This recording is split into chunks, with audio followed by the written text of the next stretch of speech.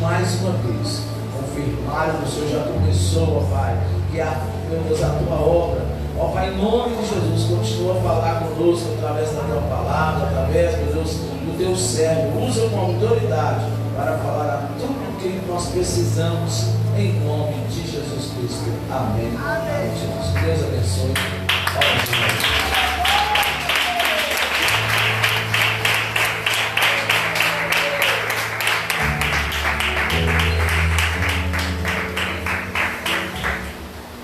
Meus irmãos, a paz do Senhor, amém? Amém. Você tem Bíblia aí? Amém. Glória a Deus. Você que tem a sua Bíblia, por gentileza, localize o texto que é base para este culto, que se encontra no livro do profeta Abacuque. Nós vamos ler o versículo 4 do capítulo 2. Abacuque 2, 4. Enquanto você procura, que honra, pastor Valdeir, voltar a esta casa, subir novamente a esta tribuna, onde tantos homens e mulheres de Deus têm passado por aqui e compartilhado com vocês uma palavra. Que Deus continue prosperando este lugar em nome de Jesus, amém? Tem alguém sedento por ouvir a voz do Senhor aqui? Deixa eu ver. Quer ouvir a voz do Senhor? Eu creio que Deus falará com você neste lugar em nome de Jesus. Eu posso perceber a presença do Senhor neste lugar. Livro do profeta Abacuque, capítulo 2, versículo 4. Quem encontrou diz amém. O texto diz assim: eis que a sua alma está orgulhosa, a sua alma não é reta nele, mas o justo viverá da fé. Você pode repetir comigo? Diga: mas o justo viverá pela fé. Salte comigo, por gentileza, para o versículo 1 do capítulo 3. Abacuque 3, 1. O texto diz assim: oração do profeta Abacuque sob a forma de canto. Ouvi, Senhor, a tua palavra e temi. Aleluia, Deus. Aviva, ó Senhor, a tua obra no meio dos anos. No meio dos anos a notifica. Na ira, lembra-te da tua misericórdia. Glória a Deus. Você pode aplaudir ao Senhor por essa palavra que você leu. Aplauda o Senhor em nome de Jesus. Aplauda o Senhor em nome de Jesus. Bendito seja o nome do Senhor.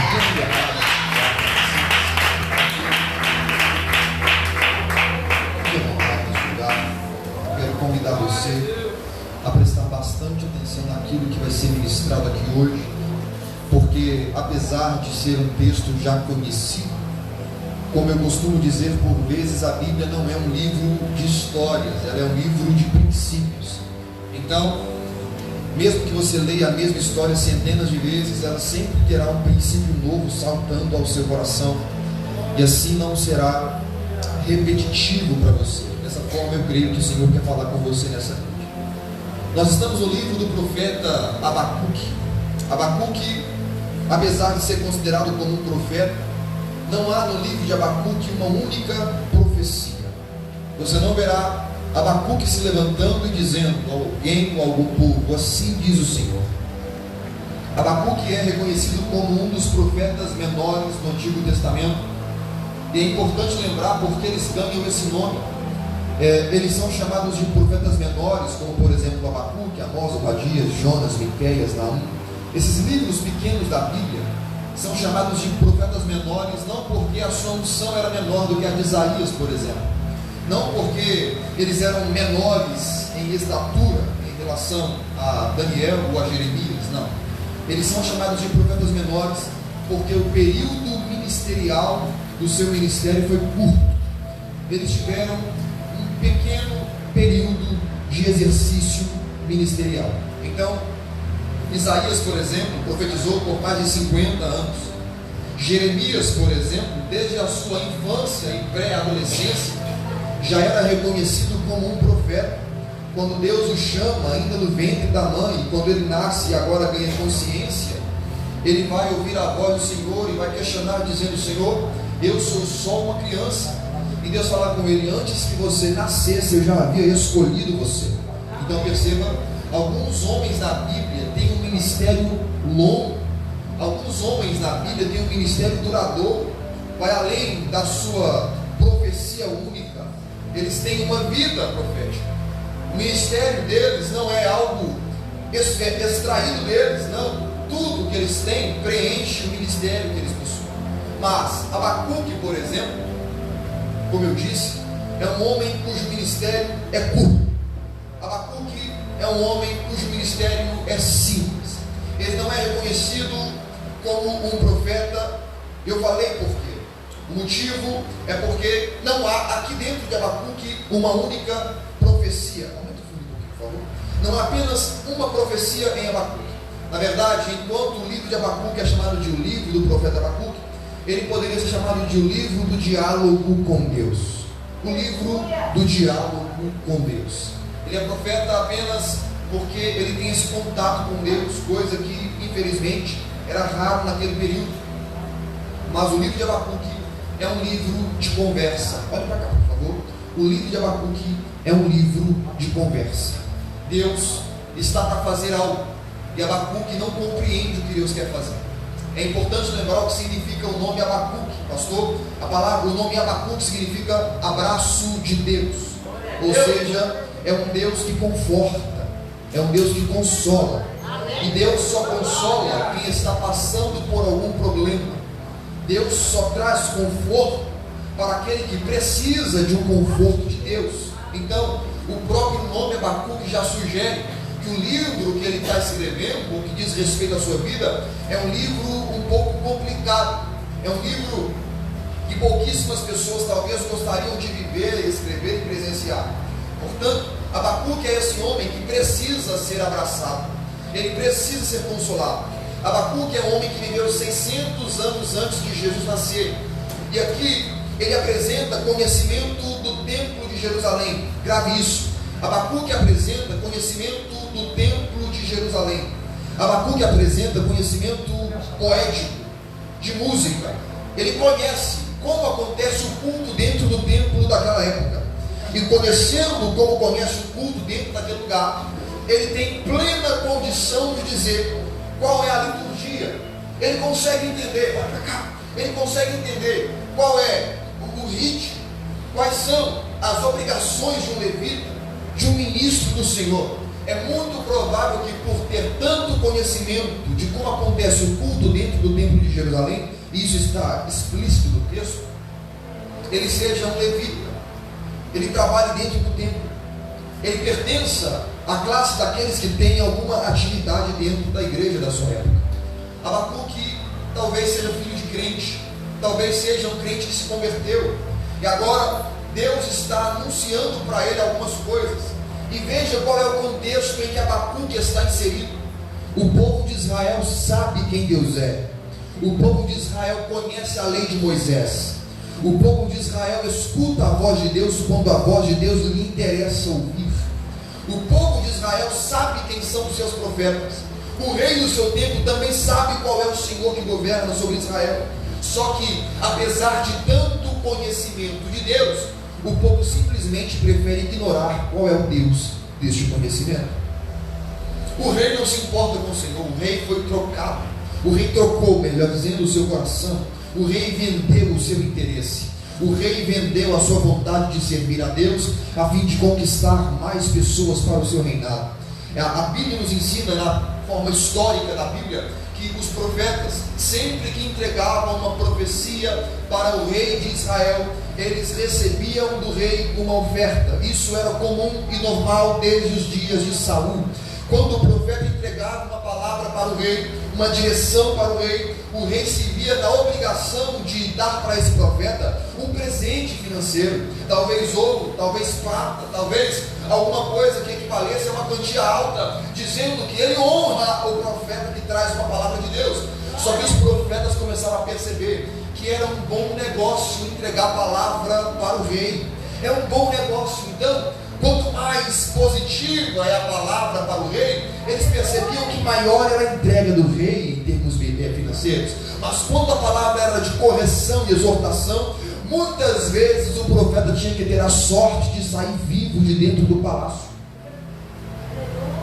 E aqui começa um nível de corrupção profundo, porque o profeta que recebe a voz de Deus, dentro do seu coração, sendo ganancioso, ele vai corromper a palavra que ouviu a fim de entregar o que o rei quer ouvir, para que a sua recompensa financeira seja alta, e assim ele também prospere. E esse é o problema dos dias de Abacuque. Um rei que está enganado e pensa que está certo, um profeta que mente e prospera, e um povo que, não ouvindo a voz de Deus, não sabe o que Deus quer e portanto vive como bem quiser. E você pode se perguntar onde Deus está nisso aí. Deus está exatamente no mesmo lugar que sempre esteve, governando Israel na palma das suas mãos. E é justamente dentro desse contexto que Deus vai começar a se revelar, porque o povo começa a viver como quer. Agora não há mais uma palavra profética direta. Agora o rei tornou-se um homem frouxo, o rei tornou-se um homem que não se importa com Deus, o rei tornou-se um homem que não sabe mais quem Deus é, o rei tornou-se um homem que não escuta o profeta. O profeta é aquele homem que sabe que Deus está falando, mas voluntariamente vai ignorar a voz de Deus e corrompê-la. E aqui o fim de Israel está traçado, porque não havendo palavra, o povo se corrompe. Não havendo profecia, o povo se corrompe. E quando o texto diz que não havendo profecia, o povo se corrompe, não quer dizer que não havendo apenas aquela palavra de assim diz o Senhor, mas quer dizer que quando não houver a palavra explícita, quando não houver uma direção sobre os princípios de Deus, quando alguém ocultar qual é a vontade de Deus para o povo, por não saber qual é essa vontade, não vai vivê-la e, portanto, entrará em um nível de corrupção. Aí o índice de mentira aumenta em Israel, a idolatria toma conta, os divórcios aumentam em nível estarrecedor, homicídios e tantos outros problemas que são citados dentro de Israel. E Abacuque, sendo um homem do templo, um homem da igreja da época, ele tem uma visão privilegiada de sociedade. Por quê? Porque apesar do povo ter se corrompido, apesar do rei ter se vendido, dos profetas ganharem valor financeiro e perderam o valor espiritual, Abacuque ainda é sensível à voz de Deus naquele lugar. E é assim que começa o livro de Abacuque. Ele vai dizer: até quando, Senhor, eu gritarei que há violência dentro desse lugar? E o Senhor vai parecer que não está ouvindo, nem está interessado com essa nação de novo. Então, o livro dele é um diálogo. Por quê? Porque ele não libera uma profecia, mas ele vai fazer questionamentos ao Senhor, dizendo: aonde o Senhor está no meio do seu povo? Só porque o seu povo virou as costas, parece que o Senhor nos desamparou. Ele vai dizer: até quando pediremos ajuda e o Senhor não vai ouvir? Até quando gritaremos por violência e o Senhor não vai estender a mão? Aonde o Senhor está? Por isso a lei se afrouxa, por isso a justiça nunca se manifesta, porque os ímpios cercaram os justos e assim a justiça é torcida. Meu Deus do céu. Aleluia. Você não precisa ir longe para perceber que o contexto de Abacuque é muito parecido com o contexto em que a gente vive. Profetas interesseiros, líderes que perderam o temor ao Senhor, em qualquer aspecto, seja ele na religião, seja ele na política, seja ele no ambiente profissional, pessoas que já não se importam mais com o que Deus é nem com o que Deus pensa. Abacuque questiona, de dentro do templo, ele vai dizer: Senhor, responde a minha oração, aonde o Senhor está? Até quando o Senhor verá o justo sendo oprimido pelo ímpio e não fará absolutamente nada?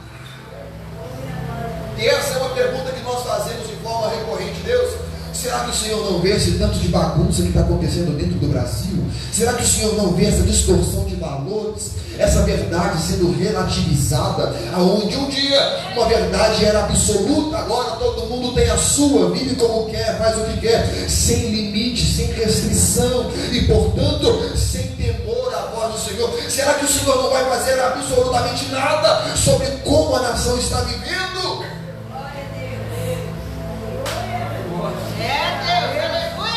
Aonde o Senhor está? E a pergunta dele é legítima. Ele tem condição de perguntar isso. Por quê? Porque o Deus que cura de Israel é um Deus que prometeu não abandonar Israel. Abacuque vem depois de Isaías. E Isaías disse, por meio da palavra do Espírito do Senhor: ainda que uma mãe se esqueça do seu filho, eu todavia jamais me esquecerei de ti, diz o Senhor. Eu tenho o seu nome gravado na palma das minhas mãos. O que Abacuque está dizendo é: Senhor, mostra-me as suas mãos, deixa eu ver se tem meu nome escrito aí ainda. Aqui não há uma pergunta filosófica, aqui não há nada teológico. O que tem aqui é um coração desesperado por resposta. Deus, traz de volta Israel, traz de volta a essência para Israel. Senhor, a lâmpada de Israel se apagou, mas eu sei que o Senhor pode reacender o coração do seu povo em direção à tua presença. Aonde o Senhor está? Curioso, essa é a mesma pergunta que Cristo faz quando está preso na cruz. Pai, aonde o Senhor está? Deus meu, eu me sinto sozinho, o Senhor me desamparou. E agora, a primeira pergunta vai ganhar a primeira resposta. A primeira pergunta que Abacuque faz vai ganhar a primeira resposta. E a primeira resposta que Deus dará para ele, olha para cá, a primeira resposta que Deus dará para ele é: Abacuque, eu não esqueci vocês, eu não perdi o controle sobre vocês. Eu estou vendo tudo o que está acontecendo. Você consegue imaginar Deus falando isso com Abacuque? Eu estou vendo os passos do rei de Israel no seu tempo. Eu estou sabendo, Abacuque, sobre como os profetas estão se vendendo. Estou vendo tudo isso. Abacuque, eu estou vendo sacerdotes perdendo o temor do Senhor e se prostituindo dentro do ambiente que é um lugar sagrado. Eu estou percebendo tudo isso. Eu não estou perdendo o meu ponto de vista. Não, eu estou vendo tudo isso. E eu já preparei uma punição para exortar o meu povo e trazê-lo de volta para os trilhos da minha presença. E quando eu disser o que vou fazer, as pessoas vão tinir os seus ouvidos. Eu preciso que vocês entendam, Deus falou com Abacuque, eu preciso que vocês entendam que o que eu vou fazer vai doer, mas vai ser corretivo.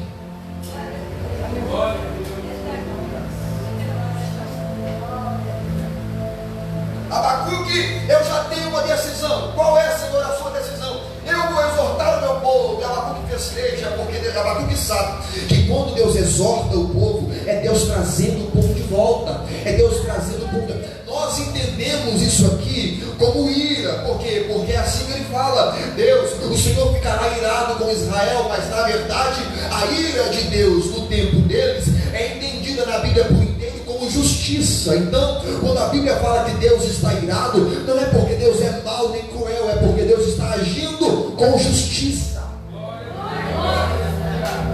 E aí, a forma que ele vai falar para Abacuque é: eu determinei que os caldeus, pega essa introdução, os caldeus se levantem contra Israel, cerquem a terra de Judá, invadam Israel e arranquem de dentro de Israel tudo o que existe de vida nesse ambiente.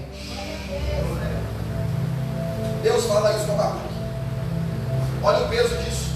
Pregador, quem são os caldeus? Os caldeus são o povo que é conhecido hoje como a Grande Babilônia. Era um povo que estava ganhando força, era o exército imponente daquele tempo. Todo mundo temia a Babilônia. Deus está avisando Abacuque: olha, por causa do pecado de Israel, eu estou levantando um exército contra o meu povo. Por causa da blasfêmia de Israel, por causa da idolatria de Israel, por causa da mentira que há aí, por causa da falta de temor, eu estou trazendo um exército contra o meu próprio povo. O meu povo virou as costas para mim, e por isso um exército que eu levantei na terra, decidi trazer esse exército contra o meu próprio povo. E veja o que Deus diz para ele: olhem entre as nações e vejam, fiquem maravilhados e admirados, porque no tempo de vocês eu realizo uma obra tão grande que vocês não vão acreditar se alguém contar. Isso aqui não é uma briga de rua, isso aqui não é uma briga de escola, de crianças, não, é um exército invadindo a terra de Deus. E agora nós temos um Abacuque que estava feliz porque Deus vai agir, triste ao perceber qual será a ação de Deus. Porque apesar de tudo, Abacuque não quer ver o povo sofrer. Abacuque é um coração missionário. Ele sabe que Deus precisa agir, mas ele não quer que a ação de Deus cause dor. E agora o que Deus diz é: eu estou virando contra o meu próprio povo. Que terrível será! E depois que ele recebe essa notícia, pastor, o texto diz que Abacuque faz uma segunda pergunta, agora contrariado, agora entristecido. Ele vai dizer: Senhor, amém, que seja feita a sua vontade, beleza, mas tem um problema. A Babilônia é pior do que a gente. Se Israel peca e merece correção, a Babilônia peca muito mais. Qual é o sentido do Senhor usar um pecador para corrigir teu povo? Qual é o sentido de tirar aquele povo que está vivendo errado para corrigir o povo que pertence ao Senhor? Quando virá a correção deles, e Deus fala com ele: fica tranquilo, porque eu também sei como eles têm vivido. Fica tranquilo, porque eu sei que no tempo certo a correção deles virá, mas primeiro eu vou tratar com os de casa. Primeiro eu vou tratar com os meus, e os meus vão viver uma correção tão grande que a correção deles será um exemplo para todo o mundo do seu tempo.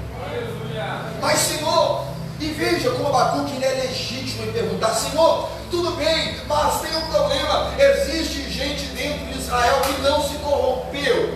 Existem alguns poucos, mas existem que não viraram seu coração para a idolatria, que não caíram no paganismo. Existem uns que são justos diante do Senhor. Existem alguns que não perderam sua fé. Alguns ainda oram, alguns ainda creem na sua palavra, alguns profetas, poucos, mas existem aqueles que não se venderam. Existem alguns que são íntimos do Senhor. Se esse povo entrar em Israel como o Senhor está prometendo, eles não vão perguntar quem ora e quem não ora. Eles não vão perguntar quem crê e quem não crê. Eles não vão perguntar quem acredita em ti ou quem se esqueceu do Senhor. Eles vão assolar quem estiver na frente. Será que o Senhor, na sua justiça, vai permitir que o ímpio morra junto com o justo? Aonde está a sua justiça ao deixar que o justo morra da mesma forma que o ímpio? Permitirás que o ímpio morra junto com o justo? E vem a resposta de Deus: calma, Abacuque, eu sei quem é justo e quem é ímpio. Eu sei quem crê e quem não crê. A pergunta dele é: na sua justiça, tu que és justo, vai deixar uma injustiça dessa acontecer?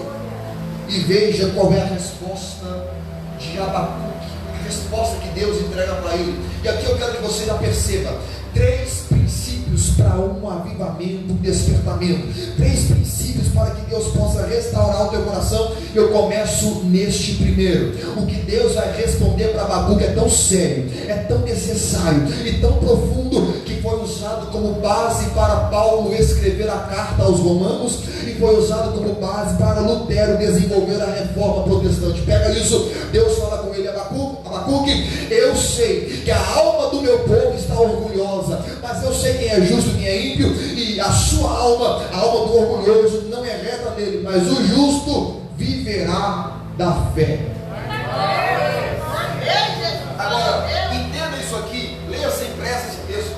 Abacuque diz: Senhor, o justo não merece isso, o justo não merece morrer, o justo não merece perseguição. Por quê? Porque ele ora, porque ele crê. O justo não merece isso porque ele não mata, ele não rouba, ele não mente, ele não causa tumulto, ele é reto na sua vida, ele é justo, portanto ele não merece a punição. Só que a resposta de Deus é: eu sei que o justo não merece isso, mas ele não vai escapar por causa da sua justiça, ele vai escapar por causa da... Então peraí, tem um detalhe. O que Deus está dizendo é: tudo que o justo faz de bom é muito bom, mas é insuficiente. Glória a Deus, aleluia. Toda a sua boa obra, todo o seu bom comportamento, tudo aquilo que te dá orgulho, Glória a Deus, é muito bom, aleluia. mas ainda é pouco. De forma que, se dependesse só disso, você não escaparia. Aleluia. Tem que ter uma intervenção divina. Glória a Deus. Deus precisa estender o braço. O que o texto diz é que o justo é muito bom em viver como vive, mas ele não vai escapar porque ele é justo. Ele vai escapar porque ele entende que, apesar de tudo de bom que ele faz, ele precisa confiar no braço poderoso do...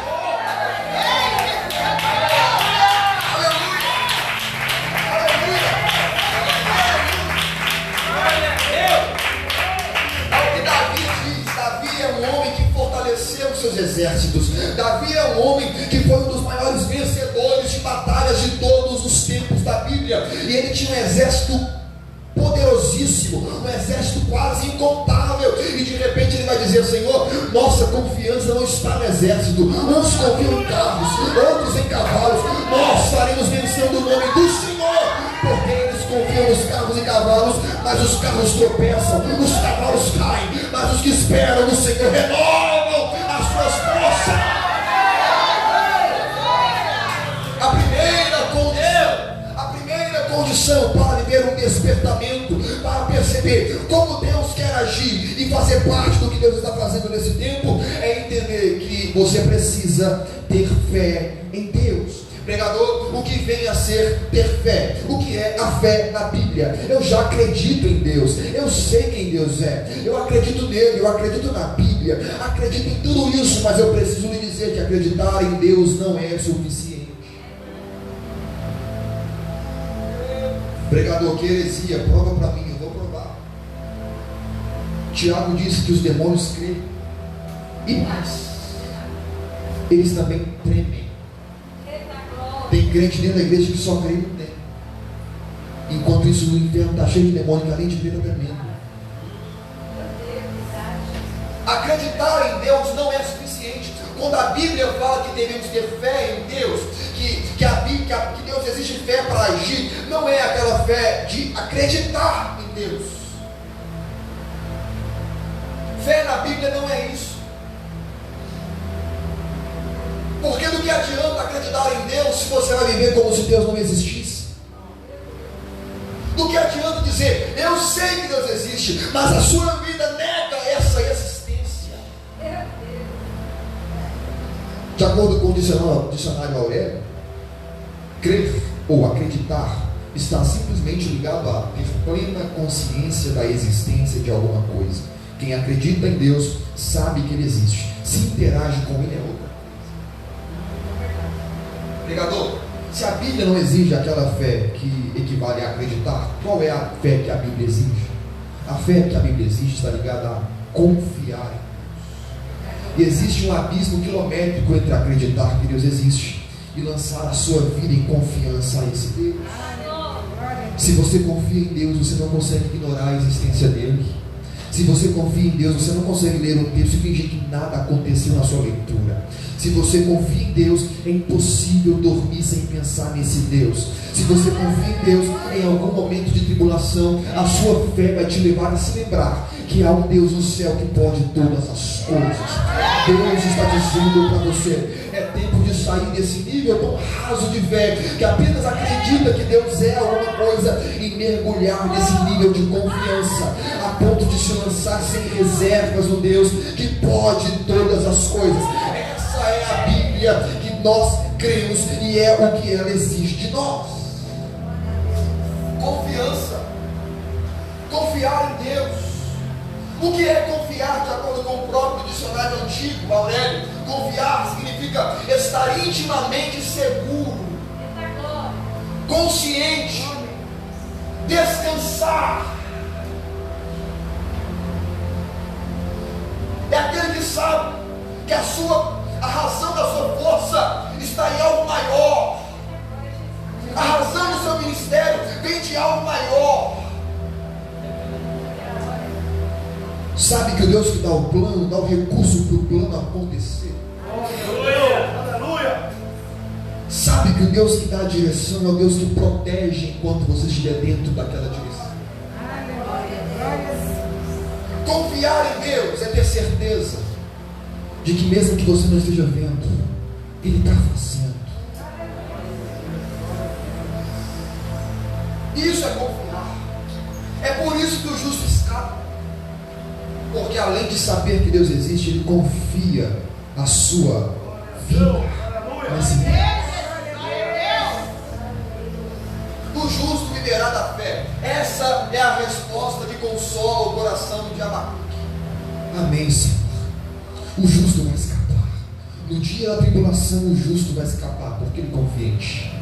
No dia da tribulação, o justo vai ser livre, porque ele descansa em Ti. E depois de dizer esse diálogo, Abacuque vai começar a escrever uma poesia. Por isso nós pensamos que Abacuque pertencia ao templo, estava ligado à liturgia. Ele tem condição de escrever, e o que ele diz tem validade espiritual e autoridade no seu tempo. Entrou para a Bíblia, para a Escritura. Portanto, ele tem grande chance de ser mesmo alguém de dentro do templo. E agora no capítulo 3 e 1, o texto diz: oração de Abacuque sob forma de canto.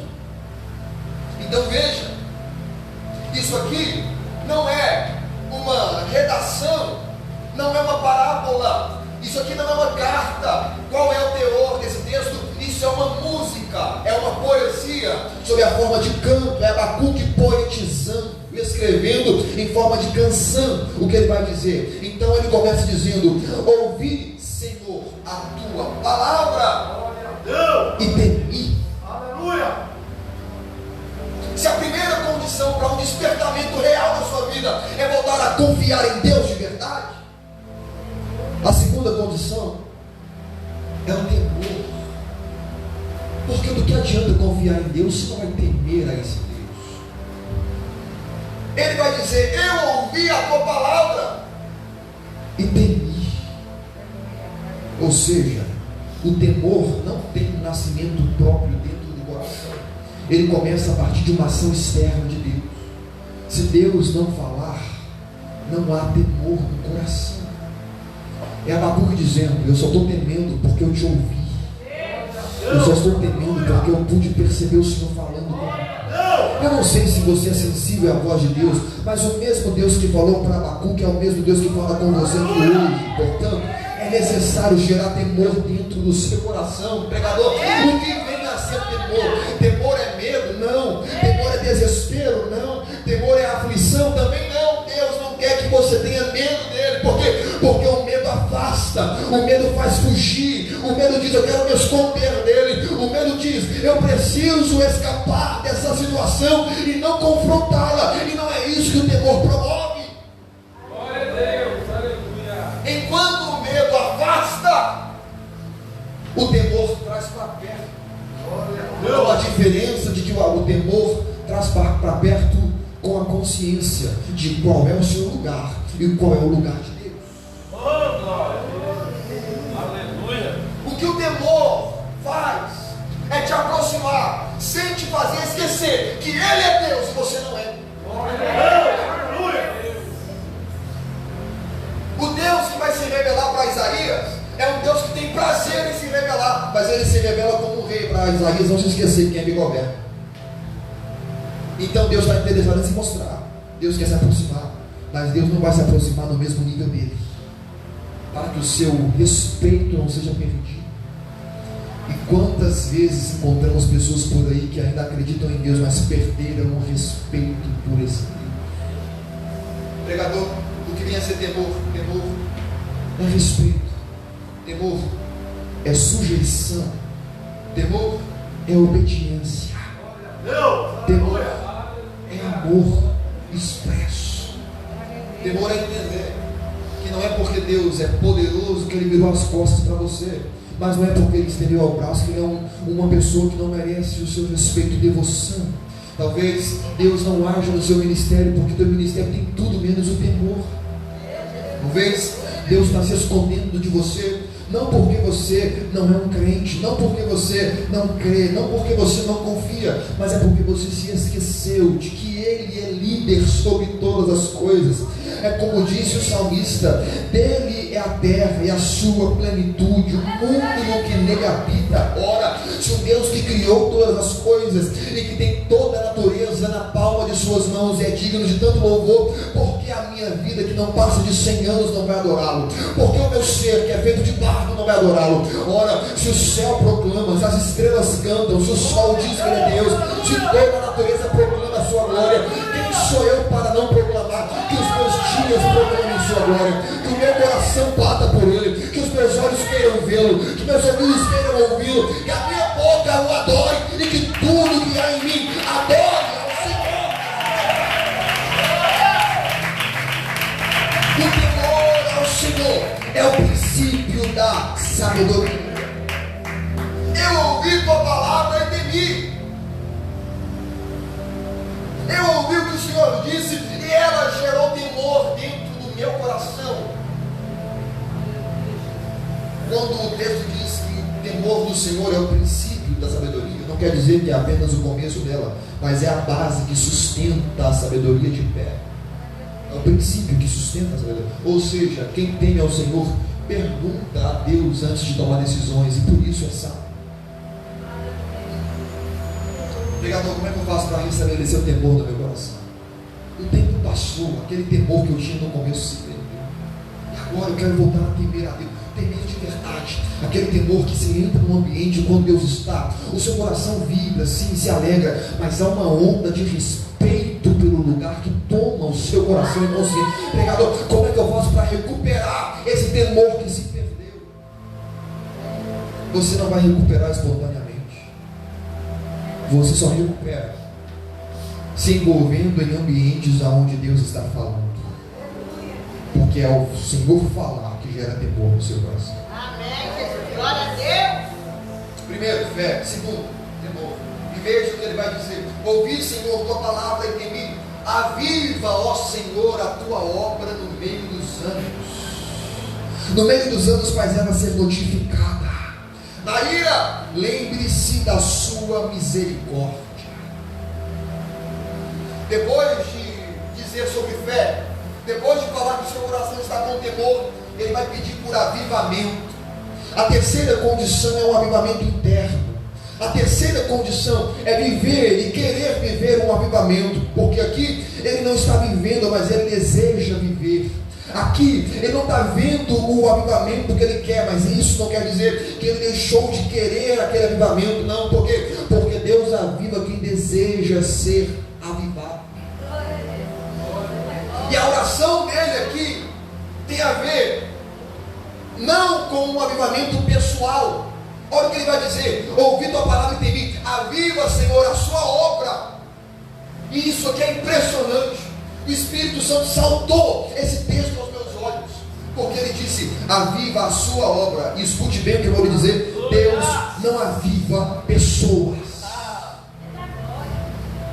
Deus não aviva indivíduos. Deus não aviva uma única e exclusiva pessoa na sua obra, não. Prova, pregador de prova, olha para cá. Se Abacuque orasse de outra forma, nós teremos outra revelação, mas não. Ele está dizendo: aviva a sua obra. Porque ele não orou dizendo: aviva o rei. E ali diz. Porque a oração dele não foi: Senhor, aviva os profetas. Talvez hoje a gente ora assim: Senhor, aviva os seus profetas. Mas não foi assim que ele orou. A oração dele não foi: Senhor, eu trabalho no templo e vejo como estão as coisas, aviva o sacerdote. A oração dele foi: aviva a obra. Glória a Deus. Porque eu vou te explicar o motivo. Se Deus avivar o rei, a obra fica dependendo do rei para acontecer. Glória a Deus. Se Deus avivar o profeta, a obra só vai funcionar se o profeta estiver envolvido nela. E quando ele ora dizendo aviva a sua obra, ele está dizendo: Senhor, se a sua obra estiver avivada, ela vai funcionar com o rei ou sem o rei. Ela vai funcionar com o profeta ou sem o profeta. Ela não dependerá da presença de uns ou outros para acontecer, porque o Senhor tornou ela avivada. Se o rei quiser, ele que se aproxime da sua obra. Se o profeta quiser, ele que venha participar da sua obra. Mas se a obra do Senhor for avivada, ela acontecerá com quem está dentro ou com quem está fora. Ela vai acontecer.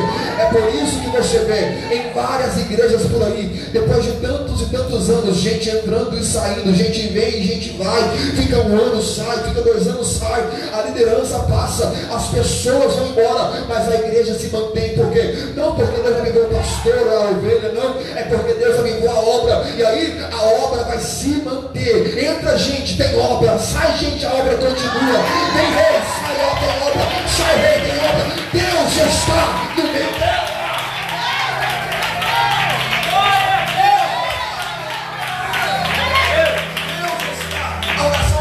Se a sua obra for avivada, não importa qual seja o profeta, não importa quem é o rei, não interessa o sacerdote, o que importa é que o Senhor estará no meio dela, o seu nome estará nela, e por isso ela vai acontecer, queira o ser humano ou não. A glória é Deus. Ore pela obra, Deus. clame pela obra. Pregador, eu estou fraco, se envolva com a obra. Pregador, eu não estou orando, se envolve com a obra, ela vai exigir de você oração. Pregador, eu já não estou mais ouvindo a voz de Deus. É claro, você é pastor da obra, Deus fala onde tem obra. Então, se quiser ouvir, vem se aproximar do que Deus está fazendo. Deus renovará a sua alma nesses dias. E isso aqui não é teoria, é prática. Eu já vivenciei isso, períodos de silêncio espiritual para mim, períodos de frieza absurda espiritual para mim, e muitas vezes dentro da própria igreja, ouvindo meu pastor pregar, ouvindo minha liderança ministrar, e eu frio, seco, morto por dentro, pensando: Senhor, o Senhor não fala comigo mais, eu não escuto mais a sua voz. E de repente eu li esse texto e percebi que se eu quiser, eu preciso correr atrás, eu preciso bater na porta, eu preciso pedir até que a porta se abra, até que Deus responda. Eu tenho que me envolver. E quando eu comecei a pedir ajuda, quando eu comecei a pedir para orar com os irmãos, a participar do culto do domingo, do sábado, da quinta, da terça, aí no culto dentro de casa, aí nos trabalhos de ensaio, eu pude perceber que Deus está envolvido nisso. E aí a gente é animado junto com a igreja. Se envolva. Glória a Deus. Se envolva. Não queira ver Deus fazer de longe o que Ele queria fazer com você também, mas por você não querer, você está agora distante da obra. Avivamento, não um avivamento pessoal, mas um avivamento de honra do que Deus está fazendo. Ele termina essa frase, esse texto, dizendo: na ira, lembra-te da tua misericórdia. O que ele quer dizer? Eu estou percebendo que o Senhor está irado, por exemplo, mas do meio da sua ira faz nascer a sua misericórdia. Eu comecei a me perguntar: será que é possível, pastor, alguém ficar irado e ser misericordioso ao mesmo tempo? É tão difícil agir com misericórdia quando a ira toma conta. É tão difícil ser bom quando o seu corpo te pede para ser mal. Até que eu vi a cena da cruz, aonde na cruz Deus mostra a ira, mas na cena de Barrabás Deus mostra a misericórdia. Deus é o único que consegue odiar o pecado e amar o pecado. A ira se lembre da sua misericórdia. Fé, temor, avivamento. Fé, temor e avivamento. a esse texto de Abacuque, essa canção. Ainda que a figueira não floresça, Glória a Deus. ainda que não haja fruto na videira e o produto da oliveira, mesmo que não haja alimento nos campos e as ovelhas desapareçam dos currais, mesmo assim eu me alegrarei no Senhor e exultarei no Deus da minha salvação. Olha para cá, vamos encerrar esse texto aqui. Eu vou te explicar o que isso quer dizer e a gente faz uma oração para fechar. Abacuque está encerrando a canção. É importante lembrar de novo que isso aqui é uma canção, é uma poesia, uma linguagem poética. Ela trata de coisas não na forma literal, mas ela tem uma mensagem por trás. Portanto, quando Abacuque canta, faz essa canção dizendo, ainda que a figueira não floresça, ele não está preocupado com uma árvore específica, sendo ela uma figueira, e com o seu florescimento ou não. Isso aqui tem uma mensagem. O que ele quer dizer é, ainda que a figueira não floresça, ou seja, antes da figueira produzir, ela floresce como um aviso de que o fruto vem aí. Portanto, quando ele diz isso aqui, o que ele quer dizer é, ainda que eu não tenha nem noção de quando as coisas vão melhorar, ainda que eu olhe para o futuro e o futuro não me dê perspectivas boas, ainda que eu olhe para a frente de Israel e tudo que eu vejo em Israel seja ainda destruição, porque eu não estou vendo o florescer de um novo tempo. A figueira tem a ver com provisão, ainda que eu não veja a sua ação e nem tenha notícia dela. Agora, no próximo verso, ele troca a árvore. Ainda que não haja fruto na videira, a videira produz uva, da uva se extrai o suco que faz o vinho, e vinho na Bíblia indica festa, alegria. Sempre que há vinho em algum lugar, é porque está acontecendo alguma festa, alguma celebração. Portanto, o vinho representa a descontração, a falta de preocupações, é um ambiente tranquilo, de alegria, festivo. E ele diz, nem vinho, nem uva teve na videira, mesmo que não haja fruto na videira, ou seja, mesmo que não haja motivo para sorrir, mesmo que não haja com o que se alegrar nos próximos dias, ainda que eu não tenha nada que me faça me alegrar nessas próximas semanas. E veja o que ele diz no próximo. Se isso aqui não fosse uma mensagem por trás do que ele diz, não tinha necessidade de trocar as árvores, mas ele troca. Figueira, videira. E agora ele diz, ainda que a colheita da oliveira decepcione, ou ainda, ele vai dizer, mesmo que o produto da oliveira minta. O que é a oliveira? A oliveira produz azeitona. Da azeitona se extrai o azeite, e com azeite se consagra profetas. E essa árvore produziu, mas o que ela produziu é mentiroso. O que ela produziu decepcionou. O que ela produziu foi uma colheita perdida. O que está dizendo é, mesmo que os profetas que tenham por aí sejam mentirosos, mesmo que a palavra deles seja uma mentira na boca deles, ele está pintando todo aquele cenário de destruição que Deus está anunciando. Ele está dizendo, olha, mesmo que não haja animais nos currais, ovelhas desapareçam do aprisco, agora ele mexe no sacerdócio, ninguém quer oferecer mais sacrifício ao Senhor. Por quê? Porque ninguém mais quer entregar isso a Deus, porque suas ovelhas desapareceram do aprisco. Ele fechou todas as portas. Provisão, alegria, a resposta profética, a ação do sacerdote. Ou seja, mesmo que não haja nada, mesmo que a minha visão me convença de que tudo está errado, se fosse Ezequiel, mesmo que eu vasculhasse os ossos e não encontrasse vida, mesmo assim, eu me alegrarei no Senhor. Aleluia, Jesus. Eu exultarei no Deus da minha salvação.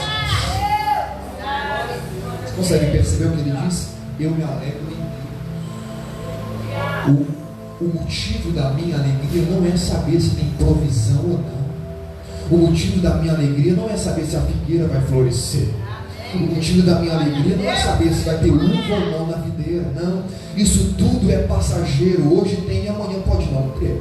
O motivo da minha alegria e descanso não é saber se um profeta veio entregar a palavra no meu coração, dizendo assim, diz o Senhor ou não, porque pode ser que o que ele diz nem vem de Deus, nem do coração ganancioso dele. Mas ainda que nada disso aconteça, eu confiarei no Senhor, eu me alegrarei no Senhor, exultarei no Deus da minha salvação.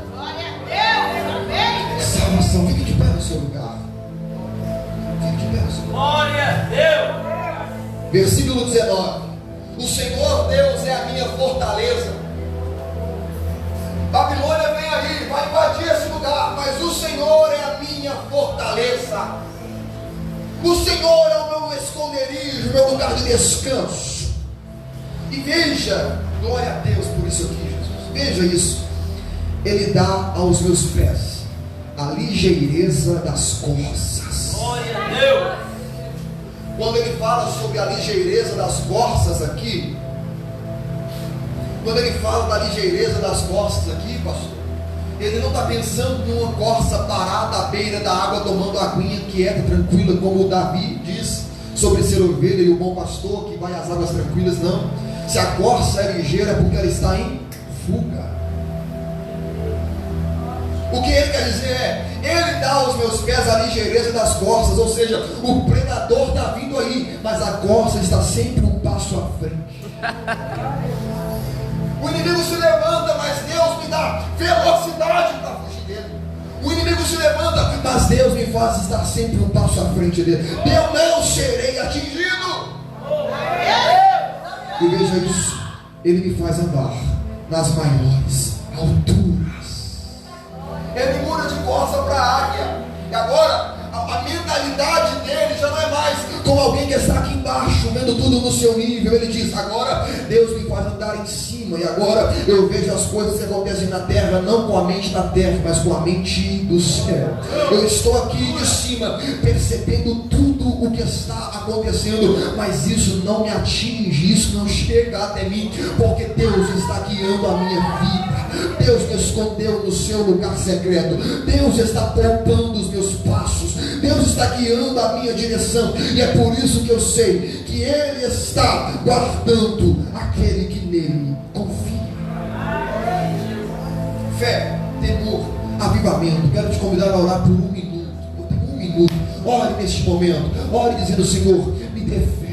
Traz fé para o meu coração. Está escrito que a fé vem pelo ouvir, e ouvir a palavra de Deus. E hoje você ouviu uma direção de Deus. Hoje você ouviu algo que te conforta. Hoje você ouviu algo que tranquiliza o seu coração, que te lembra que ainda há um Deus no céu que pode todas as coisas. Comece a orar dizendo, Senhor, que essa palavra traga fé ao meu coração. Não uma fé falsa, não uma fé fingida, uma fé que simplesmente acredita, mas uma fé que confia, uma fé que entrega, uma fé que se rende, uma fé que descansa. Eu preciso voltar a confiar. Ore ao Senhor e peça, Senhor, traz temor ao meu coração, traz temor ao meu coração, me faça temer ao seu nome, me faça temer a sua vontade, me faça entender e obedecer os seus princípios, me faz perceber que o Senhor é maior, que os seus planos são maiores, que seus pensamentos são maiores, que seus caminhos são mais elevados. Eu preciso voltar a temer ao Senhor.